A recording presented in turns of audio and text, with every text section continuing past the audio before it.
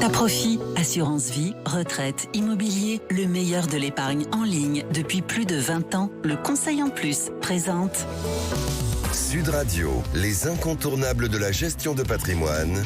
Thomas Binet, Philippe David. Bonsoir Thomas Binet, on vous retrouve tous les jeudis soirs avec votre consultante Stéphane Cohen, présidente d'Alta Profit, pour nous parler gestion de patrimoine. Et aujourd'hui, vous allez nous parler assurance vie. Oui, parce que cette dernière, Philippe, est très ancrée dans la gestion patrimoniale des Français. Elle représente un incontournable. Mais force est de constater qu'entre deux contrats, le rendement peut être bien différent. En fonction de paramètres comme les frais d'entrée ou de gestion du contrat, le rendement du fonds en euros et surtout la gestion financière apportée au fil du temps. Sur une durée de vie du contrat de 10 ou 15 ans, on peut passer du simple au double. Les choix des supports financiers est essentiel pour créer de la performance. Alors Stéphane, quels conseils pouvez-vous donner aux épargnants pour bâtir ce que l'on appelle une bonne allocation d'actifs ? Alors, une allocation d'actifs, c'est vrai que c'est un terme qu'on utilise régulièrement en assurance vie. C'est en fait la répartition qu'on va faire entre un support à capital garanti, qui est le fonds en euros, et des supports, des fonds qui sont à l'intérieur d'unités de compte. Et cette répartition entre les deux, c'est ce qu'on va appeler effectivement l'allocation d'actifs et le poids qu'on va y mettre dans chaque.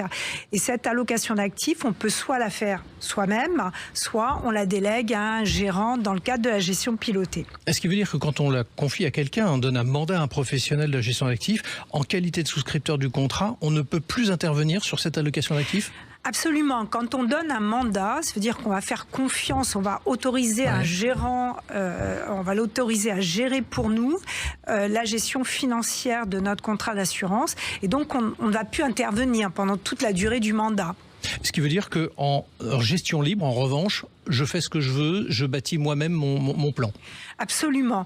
Et la gestion libre, c'est là où on va définir une répartition entre du fonds en euros et des unités de compte en fonction d'un contexte, d'indicateurs macroéconomiques, en fonction de convictions qu'on peut avoir sur certains fonds et en fonction surtout de son appétence au risque, parce qu'on a toujours la recherche de performance qui est associée aussi à un risque. Ce qui veut dire que la répartition se fera entre les fonds euros et les unités de compte. Absolument. Ouais. Et le fonds en euros, c'est du capital garanti. Et si on est prêt à prendre quelques risques, que faut-il faire ?